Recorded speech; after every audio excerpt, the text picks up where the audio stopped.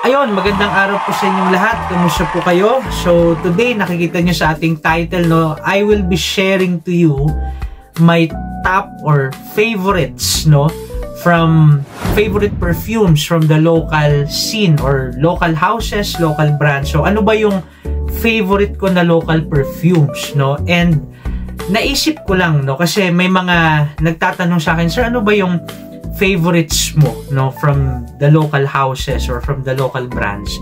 Naisip-isip ko lang na sa dami ng mga ni-review ko po at na-try ko, even yung mga ginawa ko pa ng post, no, na local perfumes from local brands, of course, hindi pa ako nakagawa, no, ng video sharing to you kung ano ba yung top or yung favorites ko na local perfumes, no. So ayun, nandito tayo ngayon, no? Kaya tayo dito ngayon kasi I wanted to share sa inyo yung at least 5 sa favorites ko, no? Yung favorite local perfumes ko, no? And ayun, no, let me just share to you, no? Nung bumalik po ko sa Frag Game late 2021, even before yung pag-start ko ng channel ko, isa po sa naging I would say mission ko is to support local, kasi yun nga we in the Frag Game, no, we support ayun, mga international brands, no. Marami tayong gusto, pero yung reality kasi lalo dati parang yung mga local brands, no, we paano ba, parang may tendency tayo na i-look down, no. And isa po sa naging goal ko na somehow magkaroon tayo ng or ma-raise yung awareness na meron palang ganitong local brand or ganitong local perfumes na they're really good, no. Kailangan lang po nila ng recognition, and I'm just so happy lalo this year, no, na nakikita po natin or nakita natin na especially this year, grabe yung pagtangkilik ng mga tao sa local brands, no. And I have tried many perfumes, no, from inspired local perfumes or houses hanggang dun po sa mga own blends, no. So ayun, let me just tell you na nakakatuwa lang, nakakataba lang ng puso na yung recognition na deserving sa local brands, no, or sa local fragrance community, lalo po yung very own natin, nakukuha nila yon lalo this year. So ayun, without further ado, gusto kong i-share sa inyo yung top 5 ko, pero bago yun, no, of course hindi mawala yung ating scent of the day. My scent of the day is this one, no. I don't know if you could see the emblem or the logo. This is Lyric Man by the House of Amouage, no. Now this is different, no, kasi yung kilala po ninyong itsura na or bottle design ng Amouage is like this, no. But yeah, this is a rare 30 ml na nirelease po nila ng early 2000s, no, and very limited lang to, no. This belongs to the 4-digit batch codes na nirelease nila somewhere between 2008 to 2010, no.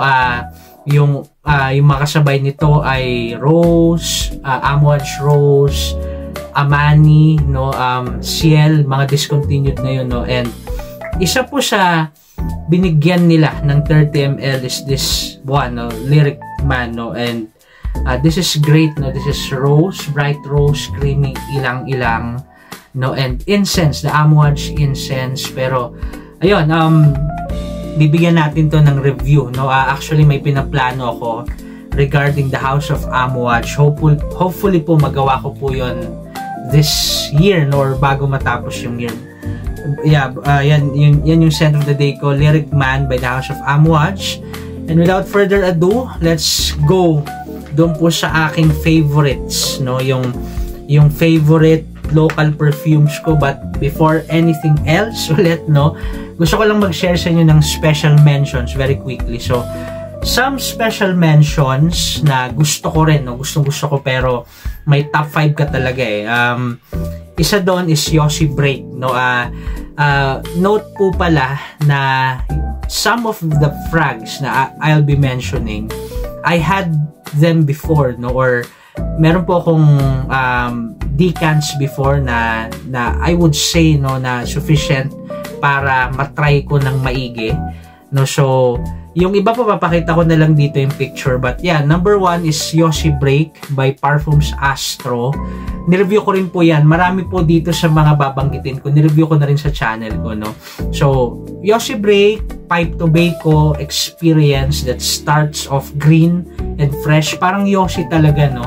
And it goes smoky and sweet, no? So, tingnan nyo na lang po yung review ko ng Yoshi Break, no? One of the masterful, I would say, na releases from the local scene, no? Isa pa po ay Valensoul Romance, no, by Ren Atelier. Shout out Sir Renato.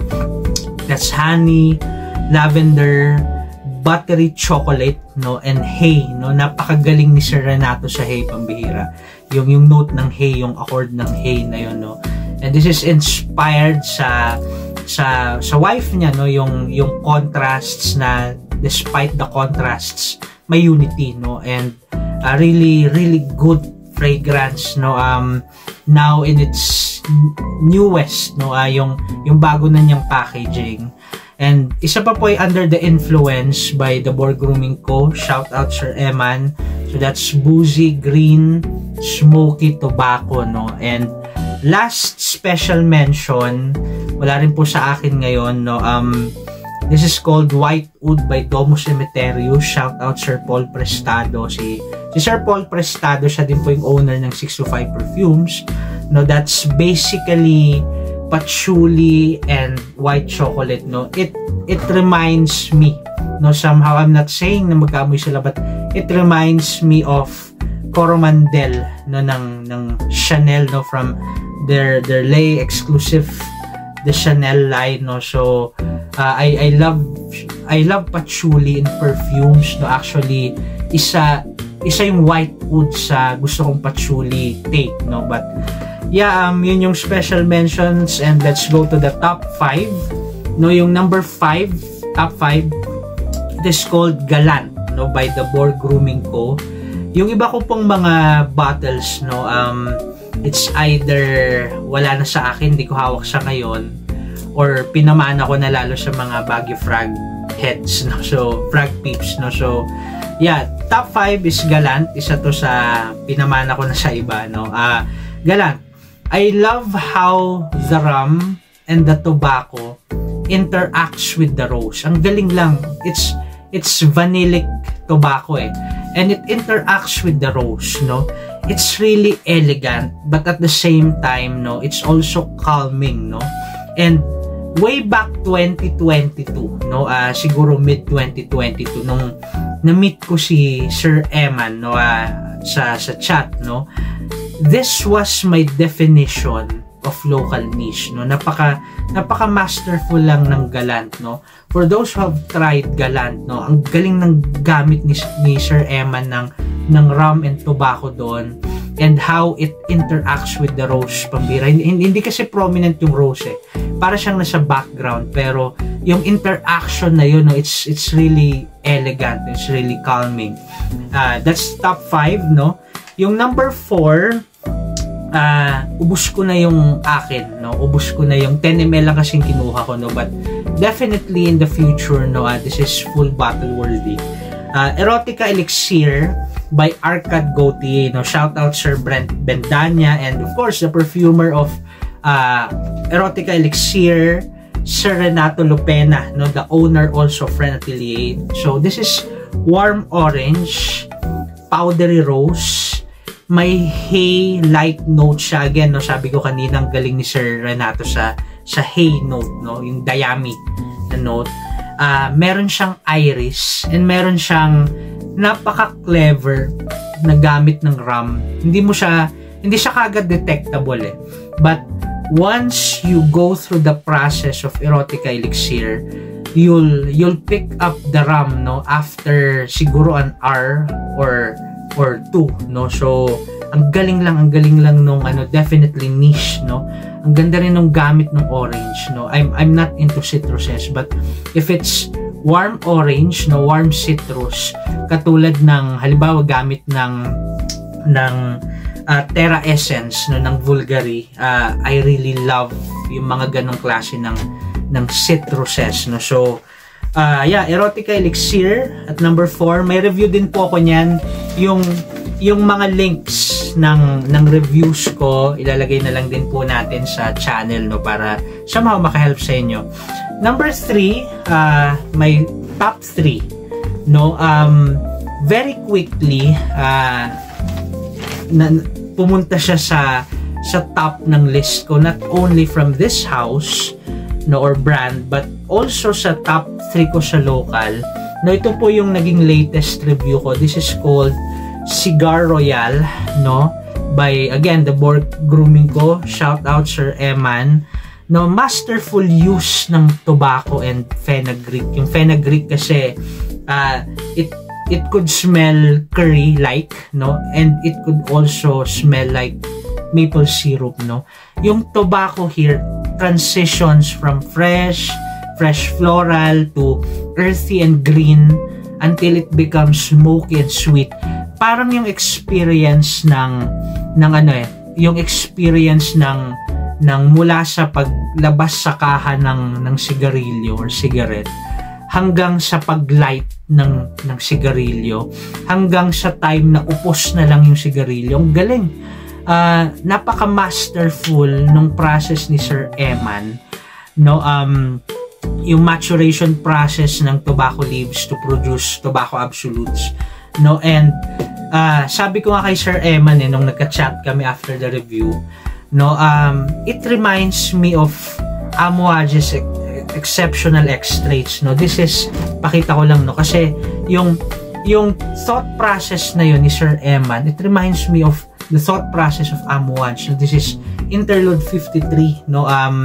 This is actually 53% ng perfume oil. Di ba alam natin na parang around 35% lang yung allowed ni IFRA, no, or the regulations, no, in using perfume oils, what's allowed and what's not, no. So it reminds me sa process ng extracts, no, from Interlude Man, the Blue Beast, no. This is around 25% oil concentration, perfume oil concentration to 53, no. Sinabi ko kay Sir Eman yung thought process, it reminds me of Amouage, no. So yon, Cigar Royale, this is my top 3, no. Guys, kailangan nyo itong matry, pambihira, no. It's also slightly reminiscent, no, of Yossi Break. Konti lang naman, no, hindi sila magkapareha, pero I think the scent profile is within the same vein or alley, no. So you have to try this one. This is sweeter lang, this is much denser lang. So Cigar Royale by the Borg Grooming Co. And top 2, no, my top 2 is gusto ko rin, no, halos lahat ng nirelease ng house na to gusto ko, pero I would say, no, na ito yung pinakagusto ko from the house, no. This is called Cosa Nostra by Rent Ateliers. Now Cosa Nostra, this is tobacco, this is rum, this is dried citruses up top, so there's this freshness pa rin, pero hindi siya straight freshness, kasi dry siya ng citrus, para siyang it registers to me, para siyang kalamansi na or lemon na tuyong-tuyo, talagang sun-scorched na lemon, parang ganon. And there's this curious accord of gunpowder. Yes po, you have heard that right, pulbura. No, galing lang ni Sir Renato dito. One of the local frags that makes you proud as a Pinoy frag head, no. Hindi para lang bulahin si Sir Renato, no, pero the scent profile the niche quality, the artistry, the creativity. Parang parang gusto mong pumunta sa ibang bansa tapos ihanay mo yung Cosa Nostra sa Amoan, sa Nishanay, and you will look at Cosa Nostra holding up your head kasi naka-proud na meron tayong ganitong release, no. Well, lahat naman to, no, naka-proud, pero this is one of those frags talaga na naka-proud lang na maging Pinoy Fragget. So, Cosa Nostra, no, by the way, this is in its old packaging, no. Do check out yung new packaging ng Ren Atelier, no. Hindi na po ganito, no. Mas okay yung battle presentation, but for me personally, gusto ko pa rin yung look nito na napaka-simple, no. Napaka-niche niya sa taste ko, no, yung hindi lang yung scent profile but the battle presentation, no. And yeah, this is also discontinued sadly. So ayun, nagbenta na si Sir Renato 2 weeks ago ata nung remaining na Cosa Nostra, and I am grateful. I am so happy na meron po ako nito bago siya na-discontinue. Well, Cosa Nostra, tingnan nyo naman yung dent. Sabi ko kay Sir Renato, nirarock ko to, overspray sa mainit na panahon, malamig na panahon, pambihira, no. Cosa Nostra by Ren Atelier, and my top 1, no. Dito na tayo sa number 1, my top 1, no. Actually, wala pa akong full bottle nito, no. Ewan ko ba kung bakit hindi ako kumuha kagad ng full bottle. No, my top 1 is called Oris and Amber. Ewan kung nababasa nyo, but yeah, this is Oris and Amber by Domus Emeterius. Again, shout out Sir Paul Prestado, the owner of Domus Emeterius, and of course, the owner din ng 605 Perfumes. Now, this is powdery, this is rooty, earthy smell of Oris that complements with the warm, resinous, and slightly sweet na parang konting smoky interpretation of Amber. Of course, Amber is a fantasy note. Iba-iba yung interpretation yan per house, no. I love how straightforward it is, no. It is Oris and it is Amber, no. Pero I love the vintage na atake sa animalic notes na ginamit dito. Napakagaling ni Sir Paul Prestado. Ang galing nung animalic note niya. Hindi siya yung animalic notes na modern, no. It is vintage. If you know me, aside from the House of Amouage, no, isa po sa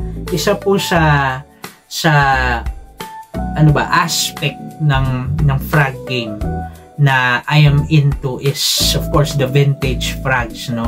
And it reminds me of the animalic notes. I'm not saying the same, no, but it reminds me of animalic note use. Halimbawa, no, ng Dali, no, Dali Parfum de Toilette, no, ng Salvador Dali. This is, by the way, an Alberto Morillas na creation, no. So Dali, and also it reminds me of Satis by Givenchy, no. Again, sabi ko, this is white and yellow florals, pero after some time, you wait for the animalic notes, pambihira, ma-in-love ka dito.